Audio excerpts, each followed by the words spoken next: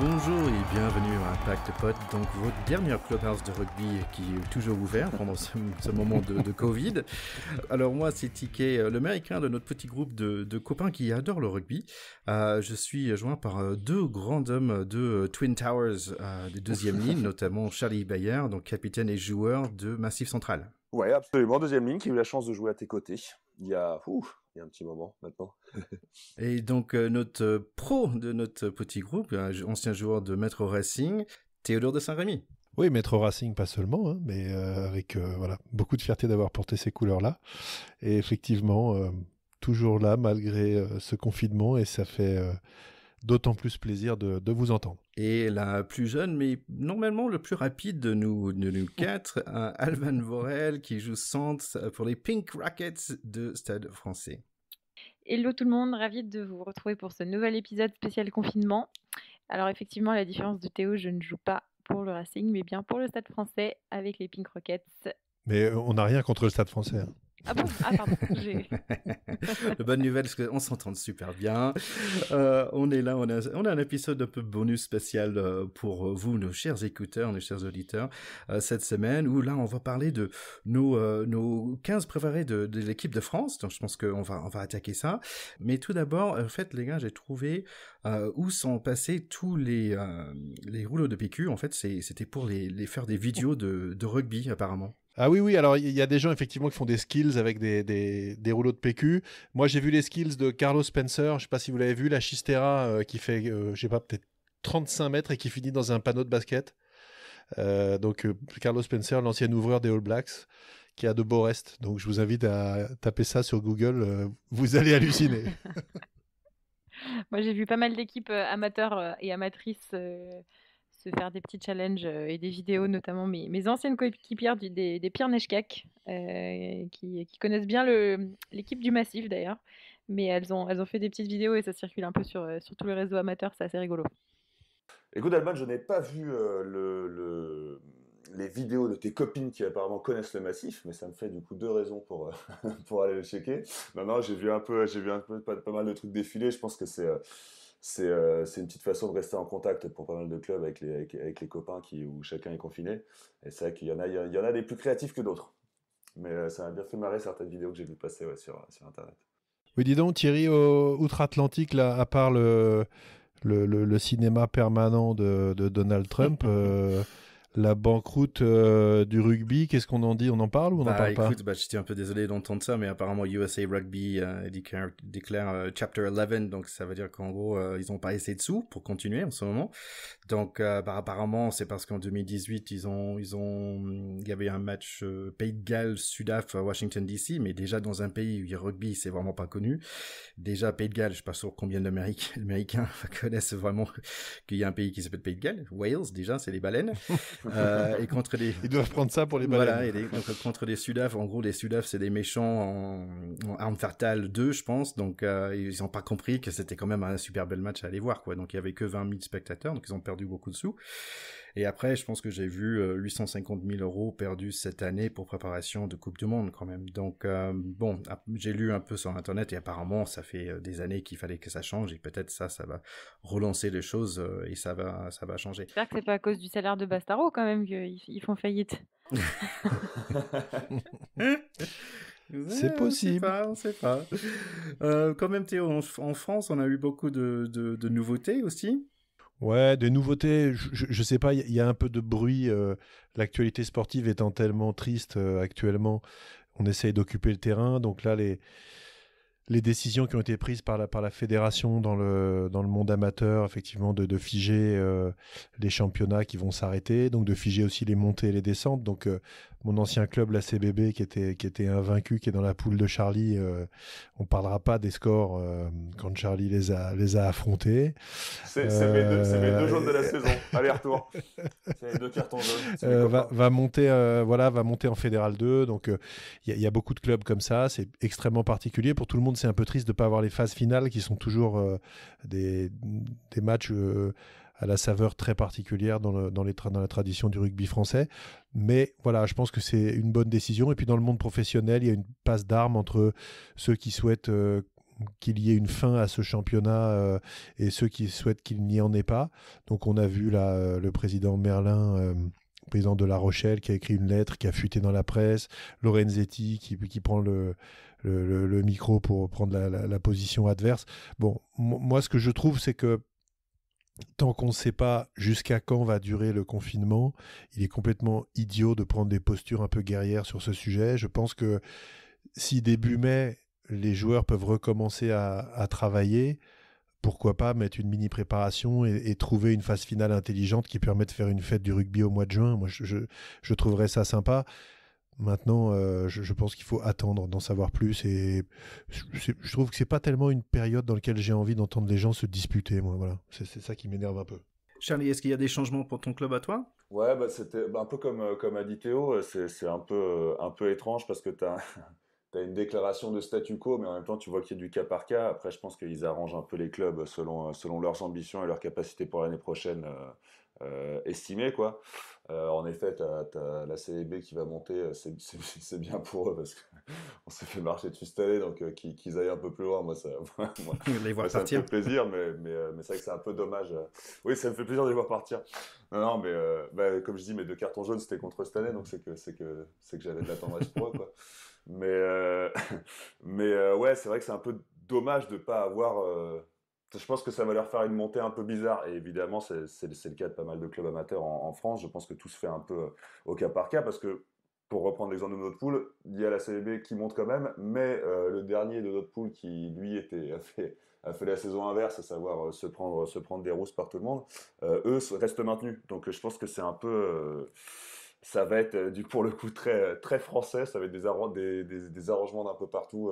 Voilà. Un peu compliqué, quoi. Et Alban, pour toi? Bah, du côté des filles, c'est pareil. Bon, tous les championnats ont évidemment été arrêtés. Et par contre, il n'y a pas de montée ni de descente. C'est-à-dire que c'est resté. Enfin, comme c'était en début de saison, en fait, il y a juste eu des changements au niveau de l'élite pour l'année prochaine. En fait, pour permettre de faire des phases de play-up et de play-down. Là, cette année, on avait donc 2 poules de 8 et l'année prochaine, on aura 4 poules de 4, ce qui va raccourcir un peu ce qui va avancer les phases finales pour ensuite avoir un championnat et des phases finales plus équilibrées en fait en deuxième partie de saison. Donc voilà, ça va être un peu la nouveauté.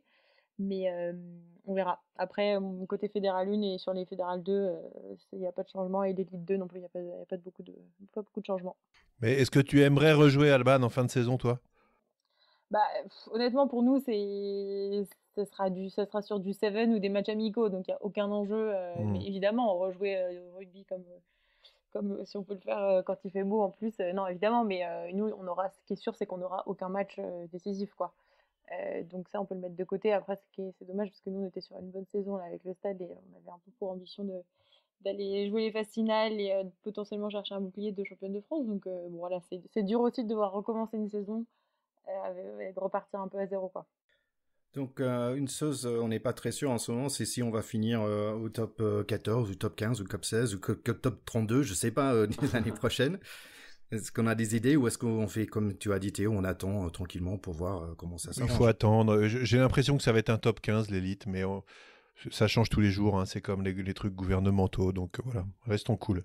Ouais, tant qu'il n'y a pas de truc fixé, il y a pas que notre sport qui est concerné, mais je pense qu'il y a beaucoup il y a les festivals par exemple qui sont un peu dans le même problème, c'est que il y a plein d'hypothèses qui peuvent être faites, il y a plein d'idées à avoir, il y a plein de voilà top 15, top 16 l'année prochaine, monter, pas monter, est-ce que la Pro D2, il y a plein d'idées à avoir, mais malheureusement tant qu'on ne sait pas le moment de l'arrêt de ce confinement et surtout comment ça va redémarrer, si dès le début, si ça finit là dans un mois, est-ce que dès le début on pourra avoir des événements dans des stades ou est-ce que ce sera progressif? Tant qu'on ne sait pas toutes ces infos, je pense que c'est un peu que des idées lancées comme ça qui reposent pas sur des éléments très fiables, quoi. Et je suis désolé d'entendre ça, mais je pense que j'ai entendu que Hellfest pour toi, Charlie, c'est annulé, c'est bien ça? C'est beaucoup trop tôt pour que j'en parle.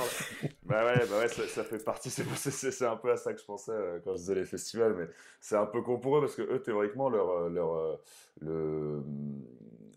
début de leur préparation, c'est le 15 avril, donc en fin de confinement normalement. Mais t'as un peu le créateur de ce festival qui est en train de dire qu'est-ce que tu veux qu'on fasse en fait. Enfin, là, on dit que le 15, donc on commence à faire comme si on reprenait le 15, mais on sait tous très bien va encore y avoir des annonces et que ça marchera pas. T'inquiète pas, Charlie, on va faire un Hellfest du rugby au mois de Ça juin. me va, alors. On y croit. On y croit. Des petits pogos avec des gros piliers géorgiens, ça va être bien. Ça va, c'est très validé, très validé. Allez les gars, on était là pour parler de nos 15 de France préférés. On y va? Eh ben, on est parti. Pack de potes, terrain 10. Et donc, comme dans cette période de confinement, nous n'avons rien de mieux à faire que de se satisfaire de nos bons souvenirs de rugby, on a décidé de faire un petit tour dans le passé et d'examiner l'ensemble des matchs du 15 de France pour constituer notre équipe de France de rêve, notre 15 de France de rêve, qu'on va vous partager avec la team. Et on espère que vous serez d'accord ou pas d'ailleurs avec nos choix. Mais, Très difficile, hein. Exercice vraiment très difficile. Au début, je trouvais ça génial et je me suis arraché les cheveux parce que je trouve ça très dur. Moi, en fait, comme j'ai découvert le rugby tard, tous mes joueurs, ils ont joué après, 2002 ou quelque chose comme ça. Donc, je pouvais pas voter pour, on va dire, Serge Blanco, que j'ai jamais vu jouer, même si apparemment c'est un des grandes stars de rugby, parce que j'ai jamais vu. Donc, pour moi, je suis un peu restreint à ce niveau-là. Tu sais, Ticket, t'inquiète pas, moi aussi je me suis rendu compte que j'étais complètement un rugbix en fait, parce que mes souvenirs de rugby semblent ne commencer qu'en 2007, donc je fais partie de la génération, quoi. Il y a eu les footix en France 98. J'allais dire, ouais, je pense qu'en étant la plus jeune aussi, ça va être compliqué pour moi de remonter dans le temps. Je vais vous faire vieillir un peu, vous inquiétez Mais pas. Théo est là pour nous. Si on démarrait alors avec les piliers, en fait j'avais une question à la base parce que quand j'ai regardé un peu les titres de chaque poste en anglais, quand même des piliers, il y a un nom différent. Il y a the prop, ok, il y a tight head prop, donc c'est le numéro 3 il me semble, qui a la tête entre deux autres personnes, et then open head prop, c'est le mec qui a un peu la tête à l'air, on va dire, un côté de sa tête qui est pas couvert, on va dire. Mais on n'a pas en français cette différence? Si, en français, on appelle ça pilier droit et pilier gauche. Donc le pilier gauche, c'est celui qui a la tête à l'extérieur. D'accord. C'est plus simple. Il y a moins de créa, ouais, dans l'appellation. J'aime bien le pilier tête à l'air, ça, je trouve ça pas mal. En général, le pilier droit est plus costaud. En général, c'est pas une valeur absolue, mais c'est le plus costaud. Parce que c'est celui qui a effectivement les deux épaules prises et qui constitue un peu la poutre de l'édifice mêlé, quoi. D'accord. Donc si on commençait avec vos piliers, qui est-ce que vous avez choisi? Alors, moi, vous allez vite vous rendre compte qu'en fait, j'ai un peu un 15 des intellectuels, en fait. Parce que et je pensais qu'il fallait absolument noter le passage en équipe de France de notre Sylvain Marconnet, qui pour les amateurs du Stade français, il est resté super longtemps au club aussi. Et c'était, ouais, je pense que c'était un mec qui était super chambreur dans les mêlées, et c'était un mec qui faisait dégoupiller pas mal de mecs au vice, quoi. Voilà, donc moi c'est pour ça que je l'appréciais bien. Alors typiquement, Sylvain Marconnet, c'est un joueur qui jouait à droite et à gauche, hein. Ils sont pas tous polyvalents, lui c'était son cas. Effectivement, c'est un grand joueur. Et en plus c'est un peu les derniers joueurs, les derniers piliers à Godel, parce qu'on les voit plus trop sur les terrains maintenant. Les piliers à cabane. Ça veut dire quoi, à cabane?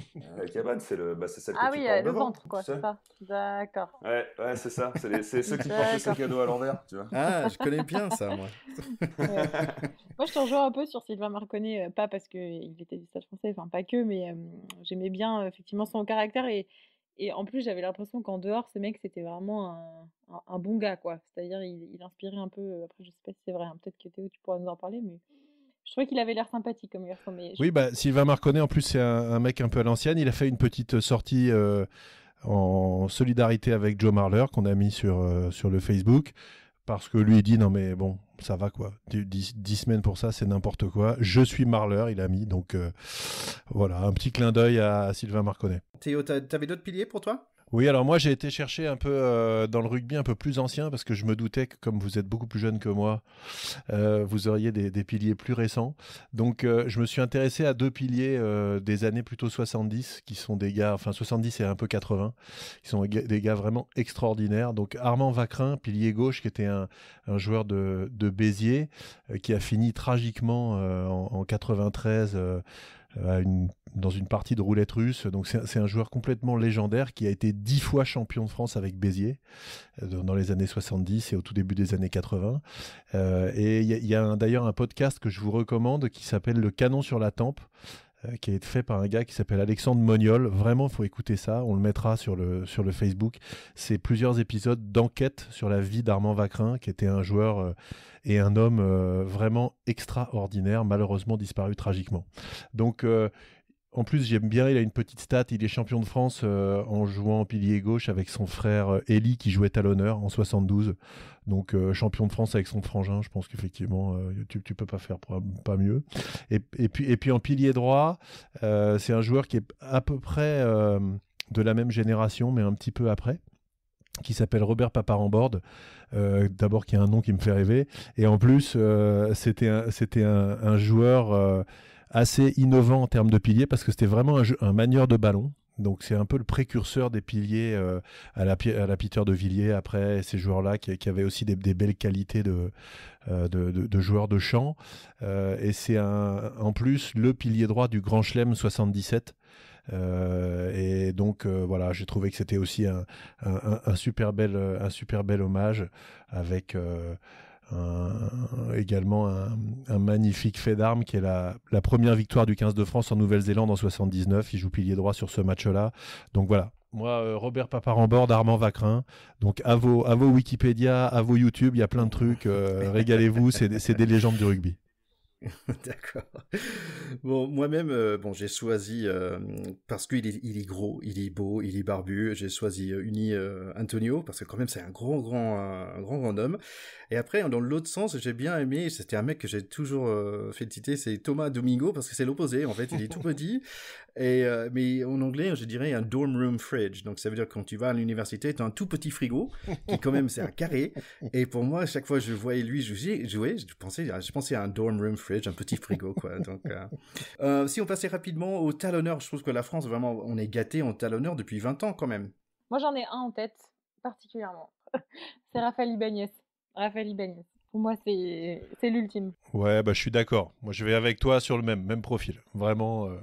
Ouais, Ibanez, oui, mais c'est la facilité. Moi, pour continuer dans mes intelligences, je citerai juste Moscato qui a cette belle petite stat de faire un tour en équipe de France juste le temps de placer une fourchette. Je pense que ça représente bien nos avants français. Mais quand même, on avait eu Guillaume Guirado, bien sûr, Cervenski, si j'arrive bien à le prononcer, et maintenant Kamisha, c'est assez impressionnant. Depuis 20 ans, on est gâté au niveau de talonneur. Cervenski, il n'avait pas eu beaucoup de chance, parce que à chaque fois, il avait plus fort que lui en face, quoi. Il doit avoir quand même une quarantaine de sélections, c'est quand même pas mal, hein. Ah ouais, non, bien sûr, mais il est quand même tombé. Ouais, il a pris cette abondance de talonneurs un peu en pleine face. Mais c'est vrai que Raphaël Ibanez, c'est la fin des années 90, tournoi 97-98, la demi-finale du mondial 99 où ils battent les Blacks. Il est le capitaine de cette équipe-là et c'est un joueur qui n'était pas hyper impressionnant physiquement, mais par contre qui avait un charisme et des qualités de meneur d'homme qui en ont fait le grand bonhomme de cette période-là. Et on voit aujourd'hui d'ailleurs que dans le staff de l'équipe de France, je pense qu'il compense un petit peu les faiblesses de Galtier sur cet aspect des choses, en étant certainement le catalyseur humain du groupe. Et voilà, c'est ses qualités. Bon, on a la chance d'avoir deux deuxièmes lignes avec nous. Allez, pour les deuxièmes lignes, vous avez choisi qui ? Bah écoute, moi je ne vais surprendre personne. Il y avait d'abord Papé, évidemment. Alors juste pour l'anecdote, je sortirai sa petite stat de finale de Coupe du Monde 2011 où il a mis exactement, vous regarderez le chrono, 30 secondes avant de mettre sa première baffe. Et je trouve ça... Voilà, c'est très beau, quoi. Ça résume bien l'homme. J'ai peur qu'on n'ait pas fait les mêmes critères de sélection avec Charlie, en fait, pour que je savais que vous en aurez d'autres et je me suis dit, allons chercher. C'est l'intérêt du collectif. Et aussi, du coup, pareil, sur les critères un peu... Il y avait un mec qui était vraiment un vrai guerrier. Il a joué peu pour l'équipe de France, mais qui était vraiment un dur au mal. Thibaut Privade, voilà, que c'était un deuxième ligne que je respectais aussi beaucoup, avec une vraie gueule de fracassé, de mérovingien. Un bel Auvergnat. Voilà, qui jouait pour Clermont et que c'était un joueur que j'aimais beaucoup aussi. Non, moi ça a été très dur comme choix, mais bon, j'ai été chercher Fabien Pelouse, qui est un joueur qui à la fois a loupé quelques grands matchs, mais qui a quand même 115 sélections en équipe de France avec une régularité assez extraordinaire sur la décennie dans laquelle il a joué. Il a souvent été capitaine, et puis je trouve que c'est Voilà, c'est un joueur qui dégage aussi une certaine tranquillité et qui a fait voilà, une super belle carrière. Pour l'accompagner, ça a été un peu dur parce que j'aurais pu le mettre 3e ligne aussi. Mais je prends Abdel Benazi, qui est vraiment un joueur qui m'a fait rêver dans les années 90, qui était un profil atypique, qui était un joueur d'origine marocaine, qui venait de Oujda, arrivé en France fidèle au club du SU Agen pendant toute sa carrière. Et c'est un joueur qui a eu une magnifique carrière en équipe de France aussi, qui a même été capitaine. C'était le premier joueur d'origine étrangère capitaine de l'équipe de France. Il y a quelques matchs d'anthologie avec lui. Alors c'était un gars un peu atypique, qui n'avait pas une grande gestuelle, etc., mais qui était exceptionnel dans son engagement, qui avait une capacité athlétique tout à fait hors du commun et qui a fait voilà, une super carrière. Donc tous les deux, ils ont d'ailleurs dû jouer tous les deux ensemble, je pense, à ce poste-là, certainement. Peut-être à la fin de la carrière de Fabien Pelouse. Voilà mes deux préférés. Mais moi, je te rejoins totalement, Théo. Bah, super. Non, mais Benazi, je me souviens quand j'étais petite, c'était un joueur qui m'impressionnait beaucoup. J'avoue que ce sont des vagues souvenirs qui parlent ici, mais j'étais assez sous le charme de ce joueur-là. Voilà, je complète pas. Moi, je rajouterais juste que Pelouse, il dégageait de la sérénité, mais il faisait quand même un peu peur, hein. Je pense que les équipes qu'il affrontait, il faisait avec sa gueule de boucher et il rigolait pas trop dans les rocks. Il faisait pas les voyages à vide. Voilà, ouais. Il y avait aussi un côté bûcheron. Ouais. J'ajouterais juste Lionel Nallet aussi. Ouais, qui a été capitaine aussi. C'est vrai, il a fait une très belle carrière aussi. Exact. En fait, mon position favorite, c'est que quand même 3e ligne. Et dans ma tête à moi, TK, c'est en fait, il pèse 100 kilos, il passe 120. Hein, donc, j'aimerais bien être, je voulais toujours être un numéro 6 ou un numéro 7. Donc, pour numéro 6 et 7, les gars. Moi, mes 6 et 7 sont très opposés. Je reste un peu dans la lignée de Boucher un peu sale. Je pense que c'était un plaqueur. Je parlais de Betsen, Serge Betsen, qui était un animal, quoi, un monstre d'exemplarité du devoir de s'y envoyer. C'était un mec, j'ai souvenir l'image comme ça, de le voir limite dans les vapes et continuer à plaquer à tour de bras. Donc vraiment un 3e ligne plaqueur émérite.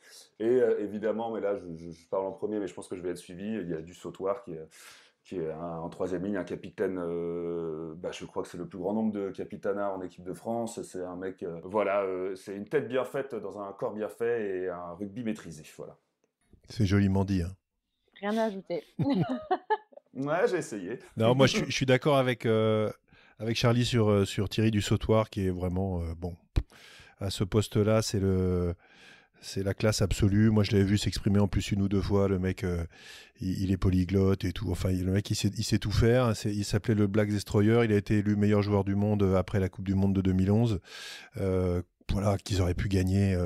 Tout le monde s'en souvient. Donc, joueur d'exception. Et puis, alors à l'opposé, j'ai été chercher moi beaucoup plus loin dans l'histoire du rugby français. Je choisis un joueur qui s'appelait Jean Prat, qui est un joueur qui a été en équipe de France dans les années 50 et qui a été quand même au FC Lourdes pendant toute sa carrière, surnommé par les Britanniques Mr Rugby, qui a été fêté par les Britanniques à l'annonce de la fin de sa carrière. C'était un match, je crois, au Pays de Galles. Et premier joueur vraiment médiatique de ce sport, sachant tout faire. À l'époque, les 3e lignes étaient un peu plus polyvalents. Il était buteur également.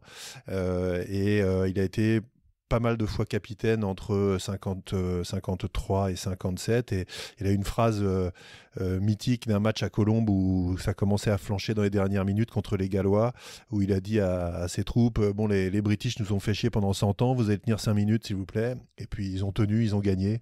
Voilà. Et puis pour la petite anecdote, il avait joué avec Jacques Chaban-Delmas, une cape en équipe de France. Donc c'est autre chose, ça c'est très marrant, mais Chaban-Delmas était un grand sportif, c'était un très bon joueur de tennis et un joueur de rugby qui jouait à l'aile et qui a une cape en équipe de France. Voilà, donc je clôt le chapitre. La page d'histoire. Alban ? Bah moi ça m'énerve parce que j'avais l'impression de vous copier, mais c'est vrai que j'avais un duo Betsen du Sautoir en tête. Après j'ai pensé à Olivier Magne aussi, qui a pu faire quelques bonnes apparitions. Ah ouais, c'était un joueur extrêmement racé, très rapide, avec des super bons balles en main. Non, extra comme joueur, ouais. C'est ça. Il y avait aussi le basque là avec le nom qui est totalement imprononçable pour un américain. Arin Ordoki. Arin Ordoki. Ah, vas-y, avec son prénom. Ouais. Ah ouais, je l'ai mis en 8 moi, tu vois. Ouais, okay. Moi aussi, mais il est dans mes 2 joueurs en 8, j'ai pas réussi à les départager. Ouais, dur, hein. Dur, hein. Bah pour les petites histoires sur Serge Betsen, en fait, c'est le premier joueur quand j'ai commencé à regarder le rugby, c'est la première personne j'ai regardé que lui en fait. Et donc ça énervait ma femme parce que chaque fois qu'il plaquait, je disais Serge comme ça. Et en fait, à la fin, tu dis 20 fois par match Serge, en fait, parce qu'il plaque 21 fois quoi. C'était vraiment impressionnant. Bah, il a son visage en dit long sur. Il y a sa carrière qui est écrite sur sa gueule. Quoi. C'est sûr. Voilà. Tout à fait. The Nigerian Nightmare and the Dark Destroyer, vraiment, c'est un super choix. Ouais, c'est ça. Allez, si on passait aux comédies en anglais, number 8. Bah, du coup, on va laisser Alban commencer, non? C'est pour pas qu'on les reproche de copier. Ce serait sympa. Bah, je vais dire, moi, je vais dire Mathieu Bastaro. Numéro 8, bah, c'est vrai qu'Rainer Doki, c'était un bon 8. Juste pour la petite anecdote, je vais dire Louis Picamol. Oui, c'est sûr. Mon frère m'appelait comme ça quand j'étais plus jeune. Sympa. Donc voilà, je pense à lui sympa, hein, parce que j'avais des qualités athlétiques très, très fortes, c'est pour ça. Non, mais Picamol, moi, c'est marrant parce que j'étais un peu plus déçue par ses performances dernièrement, sur les quelques dernières années, mais je trouve que c'est un joueur qui a beaucoup terrorisé et qui a beaucoup surpris. Alors, c'est peut-être pas le meilleur numéro 8, mais voilà, je trouve qu'il mérite une petite pension. Bon, super joueur, incontestablement super joueur. Je suis d'accord avec toi. Et puis, et aussi, surtout pour ceux qui se souviennent en Nouvelle-Zélande, quand il avait poursuivi un photographe en lui disant I'll tell you to stop, ouais, tout continue. Et sa maîtrise de l'anglais, j'avais trouvé ça admirable, quoi. Un homme exemplaire. Et Théo, pour toi? Alors moi, j'ai beaucoup aimé Emmanuel Arinordoki, qui est effectivement un joueur d'un talent fou, avec un gabarit qui n'était pas le plus costaud de sa génération, mais vraiment un manieur de ballon magnifique, avec un super sens de la trajectoire, des qualités de jeu aérien notamment exceptionnelles. Et j'ai eu du mal à le départager avec un joueur qui a malheureusement eu un destin tragique, puisqu'il a été condamné pour le meurtre de sa femme. Mais c'est un garçon qui s'appelait Marc Cécilion, qui était un joueur emblématique du club de Bourgoin-Jallieu, qui était un joueur vraiment hyper impressionnant en numéro 8 début des années 90. Physiquement, il surnageait complètement. Il fait la Coupe du Monde 95. Et voilà, dès qu'il était dans un bon jour, il était tout simplement au-dessus et inarrêtable. Malheureusement, voilà, sa vie a basculé. C'est un homme qui a fait de la prison, etc. Aujourd'hui, il est sorti. Mais voilà, il a foutu sa vie en l'air. Donc ça a été une terrible histoire aussi pour le club de Bourgoin, pour le rugby tout entier. Mais moi j'aimais le joueur, voilà. Donc j'ai eu du mal à pas le mettre parce que c'est un mec qui m'avait fait rêver avant de décabocher complètement, malheureusement. Ouais, ça l'histoire. Ouais. Ça l'histoire. Moi, mon 8, écoute, j'arrive en dernier, donc c'est moi qui copie. Alban, je comprends ta peine jusqu'à maintenant. Moi, c'est Rainer Doki. Ouais, c'était un mec bon, dit-on qui avait un melon à la hauteur de son talent, mais ma foi, si on avait son talent, on aurait peut-être tous son melon. Un mec bon sur les touches, ce ballon en main, impressionnant. Moi, physiquement, je le trouvais quand même. Ouais, enfin, il était beau à voir jouer, quoi, pour pas faire trop. Tout à fait. Joueur hyper élégant, absolument. C'est ça, ouais. Racé. Ben, les gars, je peux pas laisser passer le barbu de l'équipe de France quand même. Bon, je vais les placer là, hein, parce qu'il a quand même joué un peu au 8, donc j'ai vu le Chabal. Non, c'est vrai, on l'a oublié. J'avais peur que personne ne le cite. Je suis quand même content que notre Chabalou soit dans le 15. C'est sympa. C'était pas le plus grand joueur de sa génération, mais c'était un joueur unique en son genre, qui a en plus mis un coup de projecteur fantastique sur le rugby avec ses exploits. Et en plus, c'est un très bon mec. Moi, les échos que j'ai de gens qui le connaissent disent que c'est vraiment un super mec. Moi, j'étais à l'armée au bataillon de Joinville avec des mecs de Bourgoin qui étaient de sa génération, qui disaient que c'était un mec très simple, très sympa. Et je trouve que même aujourd'hui, avec son succès, parce qu'il fait de la télé et tout ça, je trouve que ça reste un mec qui a l'air sympa. Donc j'aime beaucoup ce profil-là, du mec qui a explosé mais qui est resté lui-même. Donc chapeau à lui, j'adore ce gars-là. Ouais, mais c'était son côté animal aussi qu'on adorait, c'est les gueules qu'il tirait quand il martyrait ses adversaires, c'est quand il pète la mâchoire de Mazoué qui repasse sur lui pour lui faire pour lui signifier que c'est bien lui qui lui a pété la gueule. Pour moi, le meilleur truc de la meilleure vanne de Chabal, c'était Van der Nerf qui sortit du terrain en se tapant sur le torse là, à chaque fois. Et Chabal lui met un espèce de tampon de l'espace. Et sur lui, il se penche sur lui et il se tape le torse comme ça en rigolant. Je pense que c'était un mec très énervant. Rappelons-nous que son surnom en Nouvelle-Zélande, c'était Caveman quand même. Ce qui lui allait très bien. Oui, c'est sûr. Donc, allez, si on passait au numéro 9, le quarterback, on va dire, des avants, vous avez choisi qui, Alban? Notre sélectionneur actuel, hein. Écoute, j'ai envie de te dire que Fabien Galtier, pour moi, est le meilleur, même si on peut accorder des petites pensées à un Yashvili, par exemple, mais je trouve que Fabien Galtier a été largement au-dessus dans l'intégrité de sa carrière en tant que demi de mêlée. D'autres choses, les gars? Non, moi en fait, c'est ce que je disais, ça voit mon truc un peu footix, c'est que moi 2011 j'ai quand même vachement vibré, et même si en 2011 en l'occurrence pour la finale dont je vais parler, il avait joué 10, mais je vais parler de Morgan Parra, surnommé le merdeuse, qui en dit long. C'est un mec, un vrai driver d'avant, avec un petit gabarit, mais qui aboie sur ses gros et qui est vachement respecté par les marmules qui sont en face de lui. Voilà, il avait été bon, il avait été super pendant le Grand Chelem de 2010 à ce poste de demi de mêlée, sale caractère mais très bon joueur et voilà quoi. Moi, je retourne un peu dans le passé, je continue de faire mon vieux con. Moi, je mets Jacques Fourou. J'ai beaucoup hésité entre plusieurs joueurs. J'aime beaucoup les deux que vous avez cités. J'aimais aussi beaucoup Pierre Berbizier à son poste, qui était top. Mais Jacques Fourou, pour moi, c'est le demi de mêlée emblématique absolu. C'est-à-dire que c'est un gars qui arrive avec son mental. En étant un petit, il était surnommé le petit caporal au pays des gros, à être le patron de 15 mecs plus gros que lui. Et il a tout fait au mental. Il avait une technique individuelle qui était discutable et discutée. Il était en concurrence avec un gars qui s'appelait Richard Astre, qui était bien meilleur que lui techniquement. Sauf que lui, c'était un génie du leadership. Et c'est un joueur qui a notamment entraîné le Grand Chelem de 77, dont je rappelle qu'il a été quand même le seul Grand Chelem de l'histoire du 15 de France avec 4 matchs, puisqu'à l'époque c'était tournoi des 5 nations, avec les 15 mêmes joueurs titulaires, et ils ont pris 0 essai. Et ça, c'était signé Jacques Fourou, qui était le guide de cette équipe.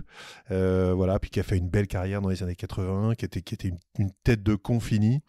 Mais le mec avec qui tu rêves de jouer, tout simplement. Voilà, donc moi, c'est Jaco. Il est mort en 2005, ce gars-là. Et j'ai toujours eu beaucoup d'admiration pour ses profils. Voilà. Pour moi, j'étais aussi fan de Parra parce que pour moi, c'était un peu un conducteur de bœufs. En fait, il avait 8 bœufs devant lui derrière. Allez, il frappe sur les fesses pour les faire avancer. Et je trouve ça assez marrant. Je trouve que jusqu'à là, on était très gâtés, mais je trouve qu'au niveau numéro 10, un peu plus difficile pour nommer un super numéro 10 français. Je suis vraiment d'accord avec toi. C'est hyper dur d'en trouver un parce qu'on en a eu beaucoup de bons. Mais en trouver un dont on a envie de faire le champion toute catégorie, je trouve ça très dur. Donc allez-y, moi je vous dirai après, mais je serai contesté sûrement. Moi j'ai été atteint par la propagande de la boucherie Ovalie et je hurlerai Lionel Boxis. Voilà. C'est pas gentil de rire, Alban. Capable du pire comme du meilleur, mine de rien, un des cuissots quand même les plus puissants sur les tirs au but quoi. Il pouvait botter de 50 mètres. Un mec impressionnant. Si on va chercher sur YouTube, vous verrez plein de petites images. Il y a des éloges, hein, c'est sûr. Non, mais même de petits gags aussi. Il y avait des ratés en équipe de France. Il y avait une réception qu'il avait foirée là, qui fait le tour un peu des réseaux, qui est rigolo. Mais aussi des trucs où c'était quand il jouait pour le Stade Français sur ballon haut, au lieu de le réceptionner, il fait un contrôle de la poitrine et sans que le ballon retouche le sol, il retape au pied et il trouve la touche, il me semble, ou un truc comme ça. Enfin, à la fois. Il avait des petits coups de génie. Il avait des coups de génie, ouais. Voilà, c'était pour le côté fantasque un peu. Non. C'était un joueur d'exception, mais on peut malheureusement pas en faire le 10 de rêve d'une autre 15 de France. Charlie, je peux pas te suivre. Ah, ça dépend de ce que tu rêves. Moi non plus. Ça dépend de de ton rêve. Alban, est-ce que tu as un autre choix? Je suis un peu hésitante entre deux joueurs. J'ai encore une fois mes souvenirs d'enfance et mes premiers matchs du 15 de France avec Titi la maison. Titou, je sais pas pourquoi je l'appelle Titi, bref, Titou la maison, qui en 99 avait fait de mémoire une magnifique Rien que sur ce match-là, il mérite d'être candidat, c'est clair. Coupe du Monde, voilà, c'est ça. Et après, on peut penser à Monsieur Michalak, mais bon. Oui. Moi, j'ai jamais pardonné à Michalak. C'est très sévère, je sais, mais j'ai jamais pardonné la demi-finale de 2003 que je trouve qu'il a complètement raté. Moi, il était jeune et tout ça, donc je peux pas. Mais je lui en veux. J'arrive pas à m'en défaire, donc je suis resté un peu bloqué là-dessus. Donc pareil, moi, je vais un peu dans le passé. Je vais chercher Franck Menel, qui était un joueur avec qui j'ai eu la chance et le privilège de jouer quand j'ai démarré au Racing en 2000. Franck, il avait 40 ans. Il était coprésident du club et le club était moribond à l'époque. Il avait rechaussé les crampons parce qu'on avait un effectif de merde. À 40 ans, bon, on était qu'en Pro D2, mais il était le meilleur des 30 tous les dimanches. Il était hallucinant. Donc c'était un joueur qui avait des capacités physiques complètement hors du commun. Qui a fait une très belle carrière. Il a entre 50 et 60 sélections. Il a marqué pas mal d'essais. Il a aussi joué 3/4 centre. Mais voilà, c'est un 10 qui me fait rêver parce que très costaud, capable d'avancer avec une belle gestuelle des deux côtés. Il attaquait beaucoup la ligne, il faisait jouer derrière lui après les impacts. C'était pas qu'un éjecteur. Donc voilà, Franck, moi, voilà, c'est probablement un peu inattendu. Mais c'est mon petit côté Racing Man, voilà. Ma femme, elle dit, ah oui, j'ai rencontré Franck. Ah oui, ouais. Absolument. Là, je me rappelle ouais, très bien. Tu peux dire à Virginie, je me rappelle très bien. Elle était toute émue. Ouais, c'est ça. Ok, Alban doit nous quitter, mais avant de faire cela, Alban, est-ce qu'on peut avoir quand même tes arrières, si on démarrait par les centres? Alors oui, bien sûr, en plus on parle des centres, donc c'est vraiment les positions, mes postes préférés. Exact. Moi j'adore la paire de centres Josion-Rougerie, qu'on appelle les tours jumelles par leur taille effectivement assez impressionnante, mais surtout moi ce qui m'impressionnait c'était vraiment leur palette de jeu, la vitesse, à la fois la précision, la technique, les changements d'appui, enfin vraiment des centres parfaits. Ouais, des jolies coupes de cheveux aussi, les deux, ils ont des cheveux parfaits. Hein, et des jolies coupes de cheveux, effectivement. Exactement. Et je trouve qu'en plus, des centres comme ça, on n'en fait plus trop aujourd'hui. Je sais pas, ils avaient vraiment une certaine classe. On n'en retrouve pas de calibre pareil, en tout cas.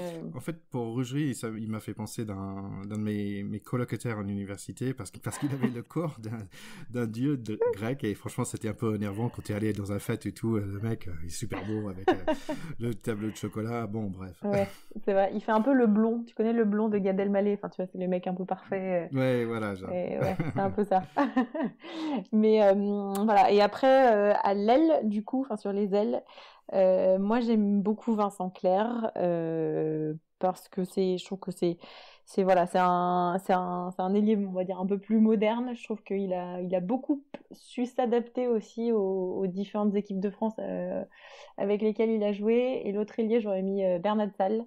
Il fait partie de ces rugbymen que j'ai découvert à la télé quand je regardais les premiers matchs de rugby, enfin mes premiers matchs de rugby avec mon père et mon frère, et du coup je trouve qu'il a vraiment il a marqué les esprits, une vitesse et des changements d'appui absolument foudroyants. Et puis en arrière, je mettrai petite hésitation, mais on va dire que je vais choisir Serge Blanco. Voilà, par sa classe, son aura, je trouve qu'il a ensuite, bon, même s'il est un peu contestable aujourd'hui, mais beaucoup donné au rugby. Ouais, je trouve que c'est vraiment Serge Blanco, c'est vraiment un peu le premier produit marketing entre guillemets du rugby moderne, on va dire. Il a vraiment percé par son talent et puis derrière par pas mal d'investissement aussi dans le rugby et ailleurs. Donc voilà, je trouve qu'il a vraiment marqué sa génération et marqué le rugby français. D'accord, on va voir si les garçons, ils ont le même avis. Allez, on dit au revoir à Alban, les garçons. Ouais, salut Alban, ciao ciao. Bye Alban. Salut les gars, à la prochaine, et espérons que la prochaine fois nous ferons votre 15 de France féminin de rêve.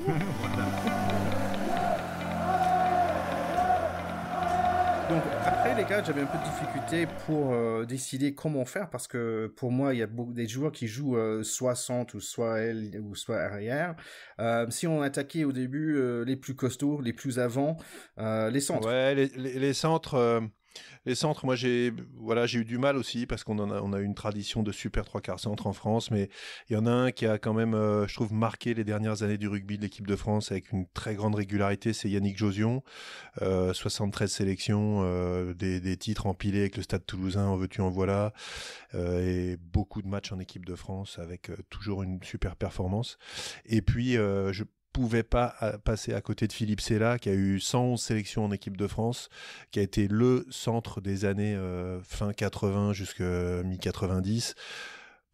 tout simplement un joueur exceptionnel avec une qualité de passe, une qualité de vitesse, une régularité défensive, jamais blessé. Enfin voilà, un joueur d'exception, joueur du SU Agen, très bon mec. Voilà. Donc Josion, c'est là au centre, tu peux voyager là. Complètement. Après, moi, du coup, j'étais plus sur d'autres critères parce que je savais bien que c'est dur à les partager et tout. Moi, toujours dans cette idée d'intelligence de jeu, hein, de petite étincelle dans le regard qui fait qu'il y a des qualités. Moi, je voyais bien une alliance Fritz et Marty, tu vois, au centre. Comme ça, t'es sûr que ça joue, t'es sûr qu'il y a de la passe et t'es sûr qu'il n'y a pas de bagarre ou qu'il n'y a pas d'animosité qui se dégage de ce match.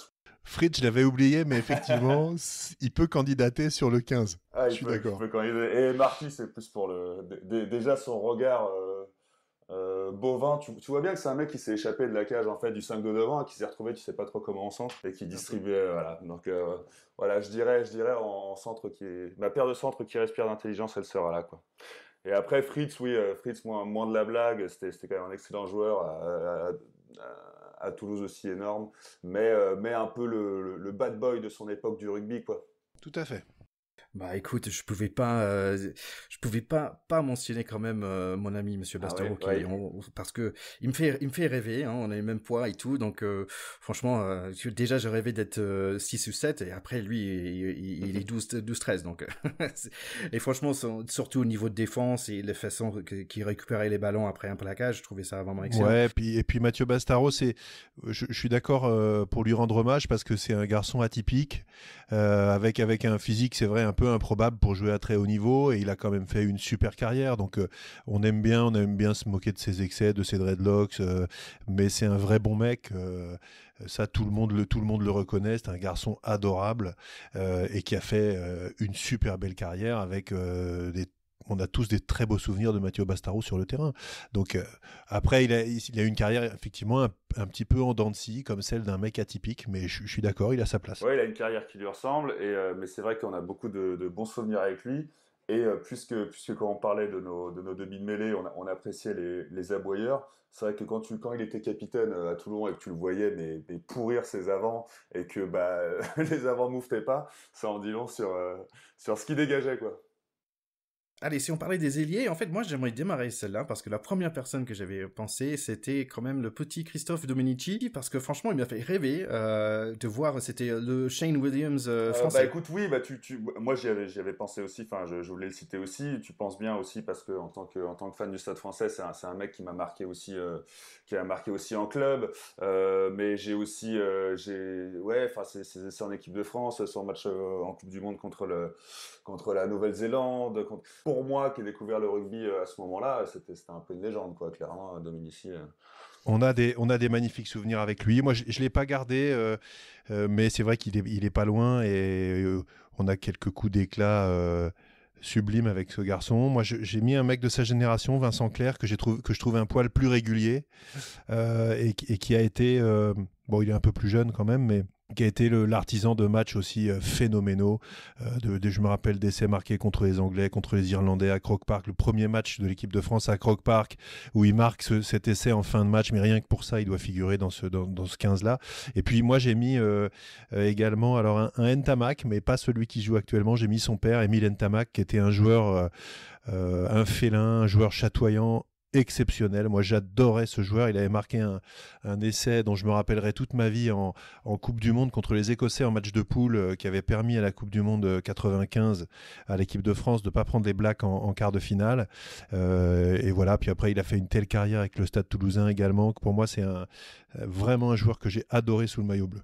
Ouais, bah écoute, moi, pour le coup, j'avais du mal à être moins sérieux là, sur cela. Et aussi, je voulais citer Vincent Clerc en plus de Domenici, parce que, encore une fois, je vous le redis, mais dans les années où j'ai commencé à regarder à m'intéresser de plus près au rugby, en effet, tu avais ce match en Irlande. Enfin, il avait été, après le match dont tu parlais, je crois, surnommé le boucher des Irlandais. Il avait mis un doublé, il me semble. Je me souviens pas exactement de ce match, mais je me souviens qu'il avait été assez énorme. C'est vraiment le finisseur quoi. En plus il a une classe de gendre idéal et c'est quand même grâce à lui qu'on avait passé pour le coup je garde quand même une petite blague, mais c'est quand même grâce à lui qu'on avait passé la demi-finale de la Coupe du Monde 2011 hein. si Warburton l'avait pas soulevé et retourné, on serait peut-être pas été en finale. Voilà, donc. Bon, et puis le meilleur pour la fin, Thierry. Oui, ben en fait, les arrières, en fait, j'avais du mal à trouver une personne qui était vraiment juste arrière. Et je me disais, est-ce que Rougerie c'était considéré comme un arrière ou Médard ou Non, tu t'égares, Thierry, là. Les arrières, il n'y a pas de discussion. Honnêtement, les 14 premiers, tout le monde peut discuter. L'arrière, en équipe de France, il n'y en a qu'un. Indéboulonnable, c'est Serge Blanco, et c'est pas possible d'avoir un autre avis. C'est un gars, il faut regarder sur YouTube Serge Blanco quand il jouait. C'est un garçon exceptionnel. En plus, il a une histoire personnelle marquante. Son père était vénézuélien, il arrive très jeune en France, sa mère était basque, et il est resté toute sa vie fidèle au Biarritz Olympique. Il a du coup pas été champion de France parce que le dernier match de sa carrière, il perd en 92 contre Toulon en finale, le Toulon d'Yann Delegue qui avait 18 ans, qui jouait à l'ouverture et qui est le bourreau de Serge Blanco sur ce match-là. Mais n'ayant plus ses racines vénézuéliennes, il a profondément aimé ses racines basques, il les a jamais reniées. Et ensuite, c'est un gars qui a joué 10 tournois d'affilée, c'est-à-dire qu'il n'y a pas eu un tournoi entre 81 et 91 ou 82 et 92 dans lequel il n'était pas titulaire à la plupart des matchs. 10 tournois pour 6 victoires. Et c'est un joueur qui est unique dans sa manière de courir, toujours en avant. Tu as toujours l'impression qu'il va tomber tellement il va plus vite que lui-même, en fait. Toujours en train de rentrer dans les intervalles, des jambes de feu, des mains d'une adresse exceptionnelle. Enfin voilà, pour moi, il ne peut pas y avoir photo sur ce numéro-là. On ne peut pas le donner à quelqu'un d'autre que Serge Blanco. Maintenant, après cette tirade, vous avez le droit d'essayer. Moi, j'ai plus envie de rien dire, du coup. non, mais ouais, en fait, oui, c'est un peu l'évidence de la légende. Et évidemment que j'ai pensé à lui. Évidemment que je savais que vous alliez penser à lui. Et du coup, moi, je ne dirais que 2 mots. Je dirais Richard Dourte en 15. Voilà. Faites-en ce que vous voulez. Ah, j'aime bien ton 15, Charlie. Alors, du coup parce que l'heure tourne, moi, je voudrais quand même du coup dire mon 15. Parce qu'on a dit trop de noms, on a dit tous nos noms, mais je voudrais commencer. Alors, donc pilier gauche, Armand Vacrin. Talonneur, Raphaël Ibanez. Pilier droit, Robert Paparamborde. Deuxième ligne, Fabien Pelouse, Abdel Benazi. Troisième ligne, Thierry Dussautoir, Jean Prat et Imanol Arinordoki, parce que Marc Cécilion, je le mets sur le banc des remplaçants. Jacques Fourou à la mêlée, Franck Ménel en numéro 10, Yannick Josion et Philippe Sella au centre, Émile Tamac et Vincent Clerc aux ailes, Serge Blanco à l'arrière. Et là, franchement, on peut voyager. Alors après, sur le banc des remplaçants que je n'ai pas cité, j'avais envie de parler de William Servat, qui est un talonneur que j'ai adoré voir jouer et qui a été un grand monsieur. J'avais envie de parler de Christian Califano sur mes 2 piliers. Vraiment, ce joueur des années 90 a été un joueur exceptionnel qui a beaucoup apporté au 15 de France aussi. Donc voilà, eux ils sont sur le banc des remplaçants avec quelques autres. Guy Akoseberi à la mêlée que j'adorais voir jouer également. Olivier Magne dont on a parlé. Christophe Dominici bien sûr. Et puis peut-être Christophe Dello pour finir avec ses chaussettes en bas et ses coups de pompe improbables. Il était génial aussi. Et vas-y Charlie. Alors moi, pour résumer ce petit 15, qui est un peu mon 15 débouché, quoi, tu vois, donc il y avait Marconnet et Krenka à la pile qui entoure notre Moscato Fourchettos. Derrière, tu poussé par les cerveaux de Papé et Privat. Après, en troisième ligne, on a mis un peu de cerveau malheureusement parce qu'il faut que ça bouge. Mais on a Betsen Dussautoir, Arinordoki. Para à la mêlée, Lionel Boxis en 10. On a Fritz et Marty au centre qui vont déménager. On a encore un petit peu de délicatesse qui arrive avec Vincent Clerc à l'aile, accompagné de Dominici. Et derrière, pour fermer, Richard Dourte. Voilà, c'est mon 15 de l'intelligence. Avec sur le banc, pour continuer dans mon équipe de champion du monde de l'intelligence, je rajouterai quand même Olivier Merle, Éric Champ et Arnaud Mella. Paf, tu les mets là-dedans. Ouais. Tu les mets là-dedans. Je les adore tous les 3. J'ai joué contre Arnaud Mella qui était vraiment pas du tout marrant. Donc je te suis tout à fait. Et tu sais pas si tu vas avoir du beau rugby, mais tu es sûr de pas t'ennuyer. Et avant de partir, on a quand même eu la liste d'Alban aussi. Donc pour toi, Alban, donne-nous ta liste complète. C'est parti pour mon 15 de France de rêve. Donc première ligne, Marconnet, Ibanez, Mas. Deuxième ligne, Pelouse, Benazzi. Troisième ligne, Betsen, Dussautoir. En numéro 8, Picamol. Et ensuite, on passe à la ligne de 3/4. Donc, Galtier en 9. À l'ouverture, La Maison. La paire de centre, Josion, Rougerie. Aux ailes, Claire, Bernatsal. Et à l'arrière, Serge Blanco. Parfait, merci. Ben voilà. Avec ces compositions, vous avez des visions un peu opposées. N'hésitez pas à nous donner votre avis, voilà, sur les pages Facebook, Twitter. Faites tout ce que vous voulez. Ça nous amusera beaucoup de voir si on a oublié aussi des grands joueurs et d'avoir votre avis. Oui, donc merci les gars et Alban aussi, bien sûr. En fait, il y avait plein de noms que je connaissais pas, donc il faut chauffer le YouTube là pour essayer de trouver des noms que tu nous. C'est fait pour ça. Ouais, que tu nous as filé, surtout Théo. Et Charlie quand même, parce qu'il y avait beaucoup des personnes que je connaissais pas de tout. Donc merci beaucoup les gars. Et puis Thierry, toi, tu n'arrêtes plus les podcasts. Là, tu es lancé comme un frelon, comme dirait Moscato au Moscato Show. J'ai l'impression que tu fais du podcast sur autre chose en ce moment. Oui, exactement, comme on a dit la dernière fois. Donc là, j'ai commencé un podcast avec mes enfants, parce que c'est moi qui m'en occupe des enfants en ce moment. Donc j'ai lancé un podcast, un en anglais qui s'appelle Covid Kids et un autre qui s'appelle Covid Kids France. Donc en fait, l'objectif, c'est qu'on fait un petit podcast de 5 minutes plusieurs fois par semaine pour parler un petit peu de comment est-ce que nous on vit cette confinement. Donc voilà, donc vous pouvez écouter. Je suis un de tes abonnés. Voilà, parfait. Vous pouvez écouter en famille, c'est fait pour. Donc vous pouvez trouver ça sur bien sûr Apple, Spotify, tous les mêmes endroits où vous pouvez trouver bien sûr Pack de Potes. Enfin, une fois que vous êtes abonné à Pack de Potes seulement. Il y a des priorités. Oui, voilà. Donc, dans l'ordre, dans l'ordre Pack de Potes. Et après, si vous avez des enfants, Covid Kids France.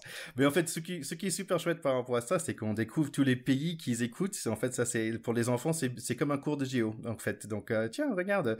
Alors, c'est où le Malaisie? Tiens, on va regarder où c'est le Malaisie. Ça tombe bien, comme vous êtes tous reconvertis en prof depuis 3 semaines. Tu peux faire des cours de géographie. Voilà, c'est ça.